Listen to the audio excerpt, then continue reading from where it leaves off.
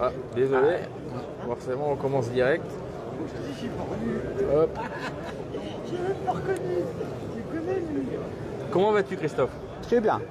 Alors Christophe, aujourd'hui on est là avec toi sur le salon de Strasbourg. Décidément, on va le tenir à la main, c'est aussi Ouais. Voilà, on est là avec toi sur le salon de Strasbourg, donc pour présenter un petit peu ton association, l'association que tu défends avec des valeurs nobles, la Team River Clean 54.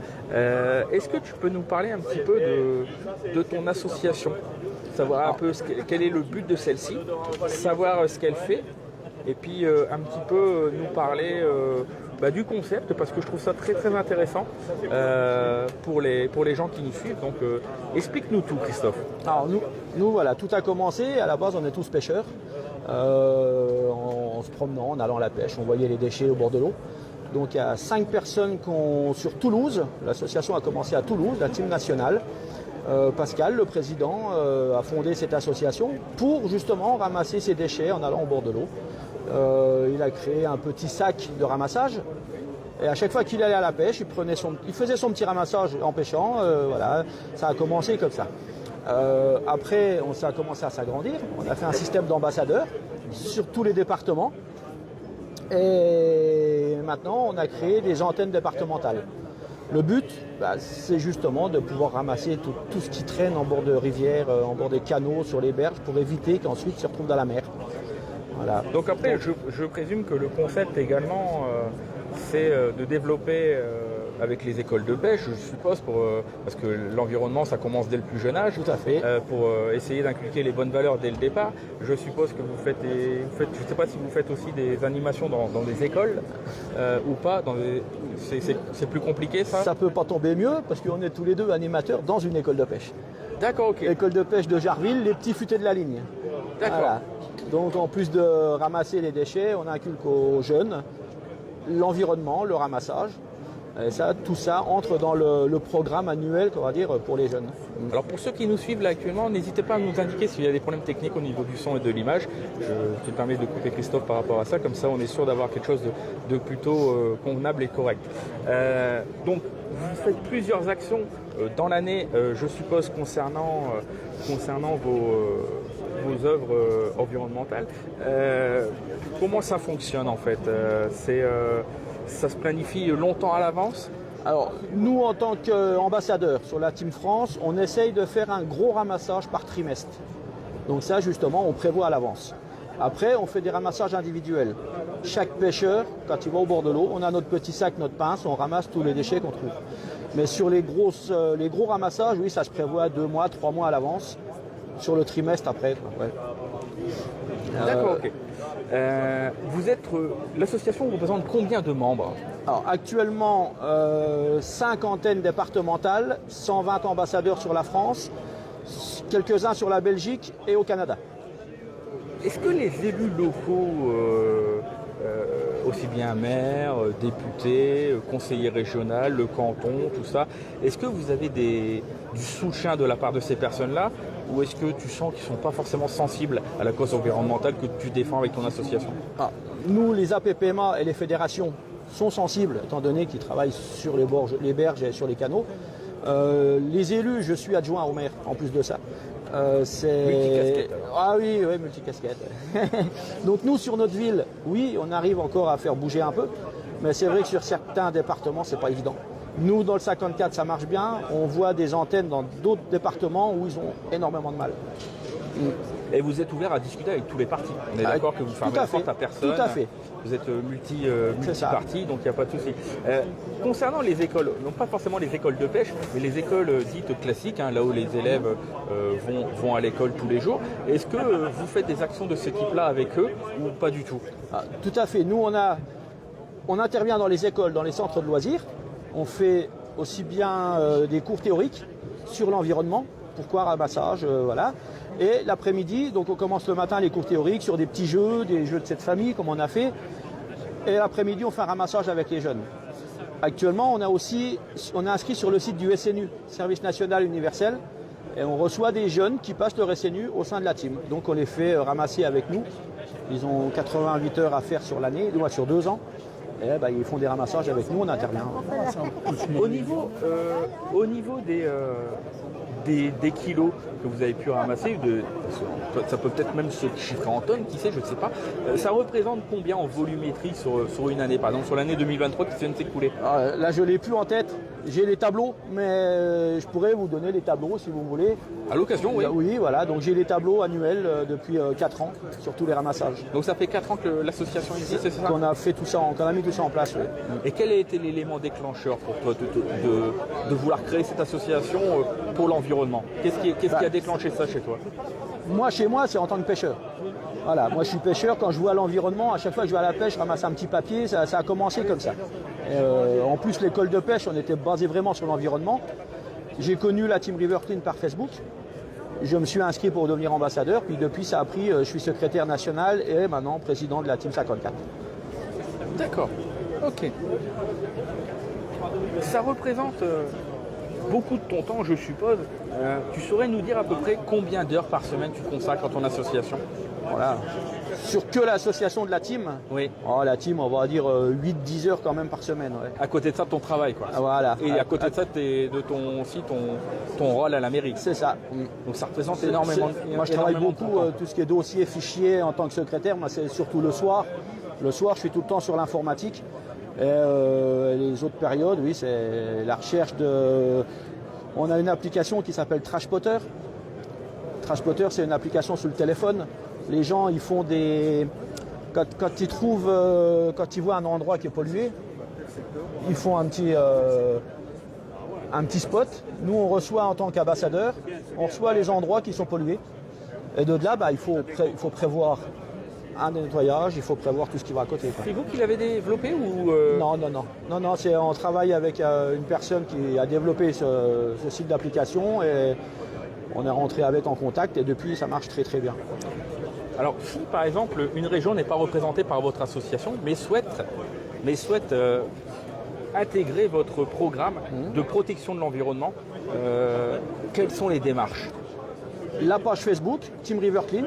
Ouais. Un petit coup de téléphone sur le numéro qui est là. C'est le numéro national. Il va tomber sur le président à Toulouse. D'accord, qui s'appelle? Qui s'appelle Pascal Levigne.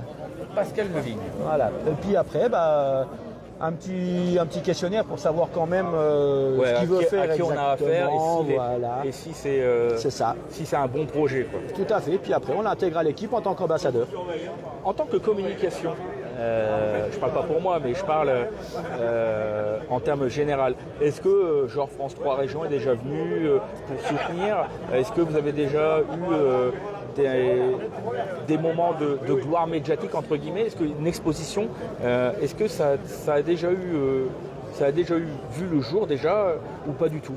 Alors, nous sur Nancy, on a un problème avec des lingettes, les gens qui jettent les lingettes dans les toilettes, qui se retrouvent dans la rivière.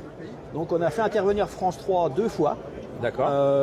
Et depuis, ils ont posé des filets anti-rejet sur les canalisations qui jettent dans la Meurthe. Et donc on a une petite vidéo, on a 2 petites vidéos France 3 justement qui passent, d'où cette intervention et depuis ils ont posé des filets. Ça a marché très bien. Voilà. Quels sont encore les gros axes d'amélioration en France concernant l'environnement au niveau au bord de l'eau et pour notre passion? Quels sont les axes d'amélioration que tu penses qu'il faut travailler pour 2024? Déjà l'éducation parce que ça part de là. C'est un je m'en foutisme maintenant, ça part de là l'éducation. C'est les gens, il y a des gens qui sont là pour ramasser, alors pourquoi eux le feraient? C'est ce qu'on entend souvent dans l'association. Pourquoi je ramasserais les déchets des autres déjà? Mais déjà ramasser ses propres déchets. Faut pas être égoïste, si on voit quelque chose traîner, il faut le ramasser. Voilà. Déjà ramasser ses propres déchets, déjà ça serait déjà bien. Déjà ne pas les jeter, ça sera encore mieux. Aussi, voilà. Bien sûr, on est tout à fait d'accord avec ça. Est-ce que tu penses que les collectivités locales, genre les mairies, tout ça, les organismes qui gèrent aussi nos parcours également, tu trouves qu'ils devraient travailler davantage sur l'environnement en mettant davantage de poubelles par exemple? Ça, tu penses que c'est quelque chose qui est envisageable de faire? Nous, si on ne le fait pas, c'est parce que c'est un manque de moyens, un manque humain? Manque de moyens, il y a toujours façon de faire. Après, il faut l'envie aussi de la collectivité. Nous sur la note à Jarville, Petit à petit, on commence à faire une ville sans mégots, à faire des poubelles, à remettre des cendriers. C'est le but aussi. On travaille beaucoup. Moi, je suis la team, mais je suis en plus adjoint. Donc, c'est vrai que on travaille ensemble. Mais nous, sur la note à Jarville, en tout cas, on avance à grands pas là-dessus. Quels sont les prochains grands projets pour 2024 concernant votre association, la Team River Clean? Alors, moi, dans le 54, il y a énormément de projets sur la France. Moi, dans le 54, j'en ai deux. J'ai en 2024, j'ai un mégoton, c'est-à-dire un ramassage de mégots sur toutes les villes ensemble. Et le mégoton, il a été créé par Inoxtag, un youtubeur qui avait battu un record. Il a fait un record du monde de plus d'1 million de mégots en une matinée sur plusieurs villes. Donc nous, cette année, on veut faire un mégoton pour parler de ça, pour en profiter aussi et essayer de battre le record en plus. Et le deuxième gros projet, c'est 2025, c'est faire une animation qui s'appelle Green Nation avec le DJ Morgan Nagoya qui travaille les samedis soirs sur Énergie. Donc là, je suis en train de monter le projet avec lui pour 2025. C'est top ça. C'est un gros week-end. Ça sera un week-end complet sur l'environnement, suivi d'un concert à la fin. Bravo, voilà. Félicitations. Moi je vous tiens mon chapeau, c'est vous les grands héros de la pêche. Franchement les gars, respect. Et je dis pas ça parce qu'on est en live pour faire bien devant la vidéo. Franchement c'est un grand respect parce que ça demande énormément de travail en dehors de la pêche, en dehors de la vie de famille, en dehors du boulot. Et c'est du bénévolat. Il voulait pas parler, mais au final il parle. Tu me mets dans l'embarras, mon ami, parce que le micro est là. Mais oui, tout à fait, c'est du bénévolat. Il n'y a aucun profit. Je vois qu'il y a des choses qui sont même offertes à l'occasion du salon. Jeu de cette famille. Je vois qu'il y a une tombola également qui a été organisée avec 8 000 € de lot. Donc n'hésitez pas à venir au salon, les amis. Christophe et donc son collègue Greg sont là pour vous répondre, pour vous aider et qui peut-être vont peut-être vous convertir à l'environnement. D'ailleurs, ça ne devrait même pas être converti, ça devrait être d'office. Ouais, voilà. Parce que plus vous protégez la planète, plus les cours d'eau gagnent en biodiversité et plus forcément les poissons se sentent mieux. Et on retrouve des espèces qui, par le passé, peut-être avaient déserté nos cours d'eau ou étaient un peu moins présents. Et c'est aussi pour ça, parce que les cours d'eau, on n'arrête pas de se plaindre qu'il y a moins de poissons, que de la pollution, tout ça. Donc ces types d'associations avec des personnes au grand cœur, voilà, parce que moi je le dis, Greg et Christophe, pour faire ce qu'ils font, il faut forcément avoir un grand cœur, aimer la nature et aimer les gens. Donc n'hésitez pas à les rejoindre, à les soutenir. Si tu devais convaincre quelqu'un encore qui était encore peut-être sceptique ou qui n'a pas pensé à le faire, quel serait ton premier argument? Ouais, comme je dis, c'est vraiment sur l'éducation. Nous, on intervient, éduquer vos enfants, on intervient régulièrement auprès des jeunes. Et les jeunes, eux, quand ils rentrent chez eux, ils en parlent aux parents. Et ça passe mieux comme ça que d'en parler aux parents directement. Parce que les parents, on a déjà vu le cas sur des animations avec l'école de pêche. Ils viennent, ils déposent les gosses, ils vont faire l'animation. Le père, il arrive avec une cigarette. On lui explique, je lui montre, je lui explique les dégâts que ça fait, les 500 litres pollués dans l'eau. Je lui explique tout. 10 minutes après, il part, il prend le mégot, il le jette. Donc je lui tape sur l'épaule, je lui dis, monsieur, je vous ai expliqué. Il me dit, c'est un vieux réflexe, j'ai même pas fait attention. Donc c'est ça, il faut revenir sur l'éducation, ils ont pris des mauvaises habitudes. Ouais. C'est surtout les mauvaises habitudes.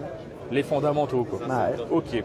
Écoute, Christophe, nous on va essayer de te soutenir comme on peut. Alors je suis pas forcément hyper connu, mais à mon petit niveau avec mes 8000 abonnés, on va essayer de partager un maximum. Donc chaque personne qui va regarder là, je vous inviterai les amis, tous ceux qui regardent là ce live, à le partager. Diffusez-le, partagez-le sur vos murs. Ça ne coûte rien, ça vous coûte rien. C'est 0 €. 0 €. Et ça fera plaisir à Christophe et à toute sa team. Et qui sait, peut-être qu'il y aura des vocations. Il y aura peut-être des appels là via ce live. De toute façon, Christophe va partager ça sur la team River Clean 54. Et j'espère que ça pourra créer un électrochoc pour certains. En tout cas, je l'espère. Parce que plus on prendra soin de notre planète et mieux elle nous le rendra.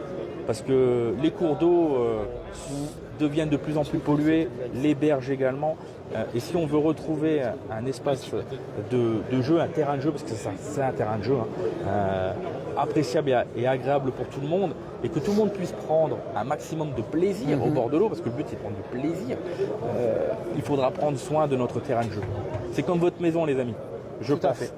Donc merci Greg, merci Christophe de nous avoir accordé du temps aujourd'hui. On vous souhaite un bon salon. On reviendra vous voir durant le week-end et pour parler d'autre chose, peut-être, de pêche aussi. Oui, aussi, on est pêcheurs à la base. On est pêcheurs à la base, Ah, oui. comme on dit.